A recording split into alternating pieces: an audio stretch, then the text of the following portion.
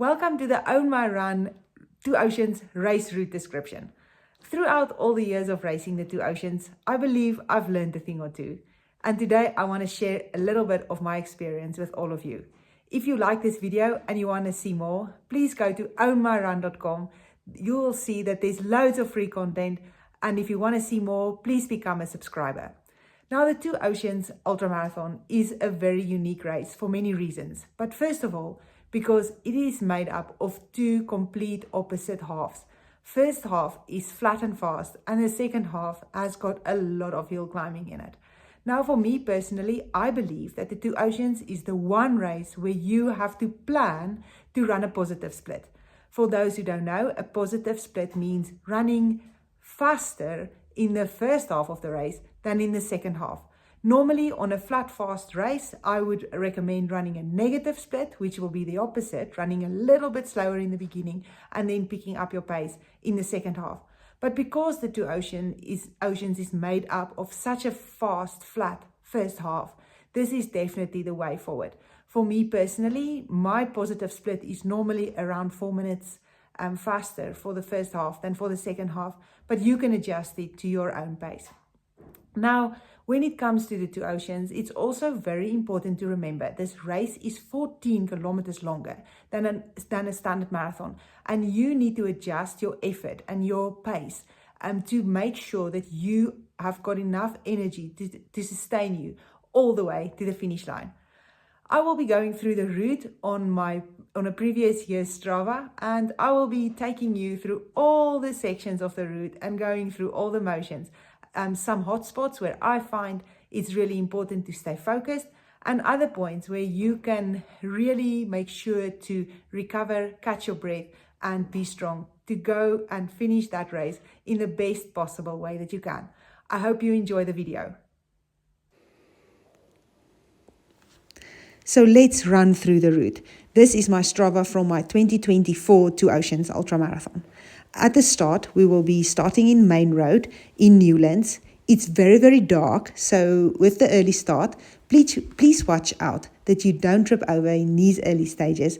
Please watch out that you don't knock each other over, work together. The first 3 kilometers is slightly uphill. So if it feels quite difficult in the first few kilometers, it's not just you, it is slightly uphill, although you are fresh. And then after 3 kilometers, you'll also feel a slight descent all the way to 6 kilometers. This is really the point in the race where you need to find a good rhythm. Try to feel comfortable, try to find your nice pace. Try to just relax. The harder kilometers is still far ahead. So this is really the time for you to think it's a long way out. It's 14 kilometers longer than the standard marathon. So really, really important to gauge your efforts here, making sure that you feel comfortable while you are running on fairly flat terrain. As we approach the 10 kilometer mark, we are still on Main Road. We haven't even turned left or right at all. It is only when we get to 12 kilometers where you make your first turn towards the left. Now the mountains will be you'll see the silhouette of the mountains, but you're still a far way out. You can still relax and just enjoy the flatter running. You are now approaching Meisenberg. You will see that it's still dark, but you'll be able to see the sea on your left-hand side. It's a beautiful view. It's early morning, but the crowds are already out. And that just is a really good start to a wonderful day out on the roads in Cape Town. At 90 kilometers, you will be approaching Hout Bay. This is also the same as Meisenberg, a wonderful place for the early risers, for spectators to watch and see the waves of runners coming through.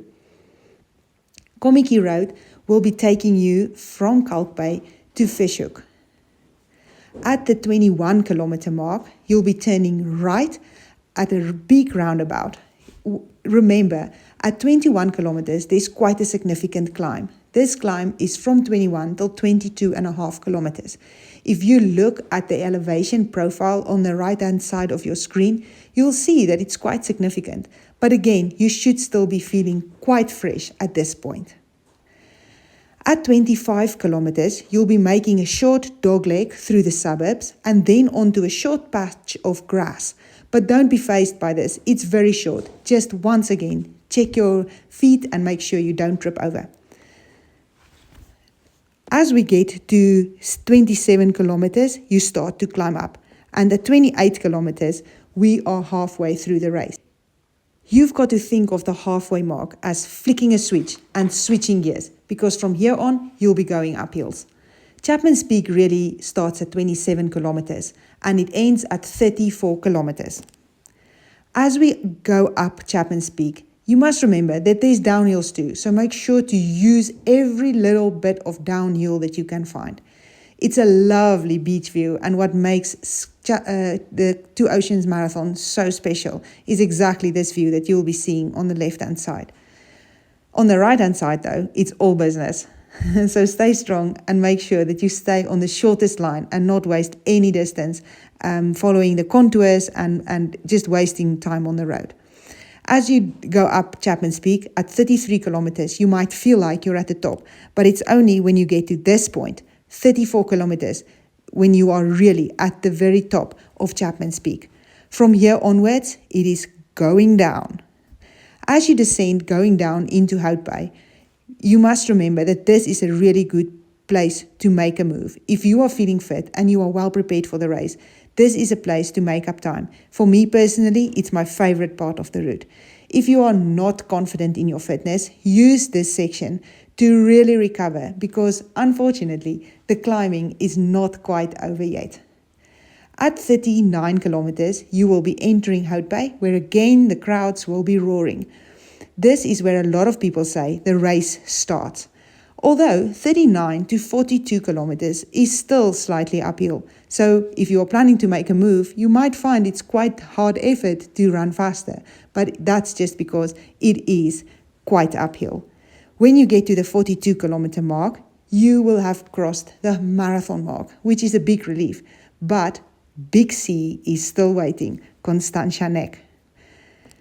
As you approach the Constantia Neck, the big climb exponentially gets harder as you get higher and higher up. But from 42 kilometers to 47 kilometers is just the time where you have to just think of getting through it. Whether you are right in the front of the race or really at the back, everybody finds this stretch really difficult. But just remember to breathe, stay relaxed, and make sure that you are strong and that you conserve your energy.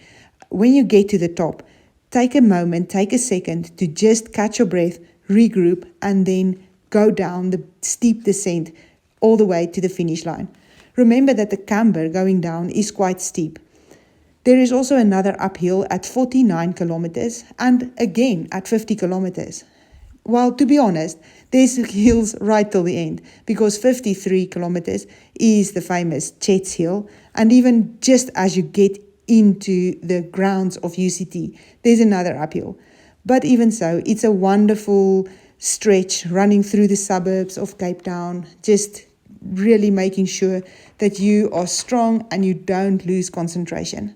For me personally, I feel like if you can run the last 6 kilometers of the Two Oceans Marathon, the fastest that you have been running for the entire race, you've run it right. That's my take on the Two Oceans Ultramarathon race route. I hope that you've learned something, and I know that you are going to smash it. All the best to all the runners, and especially for the novices.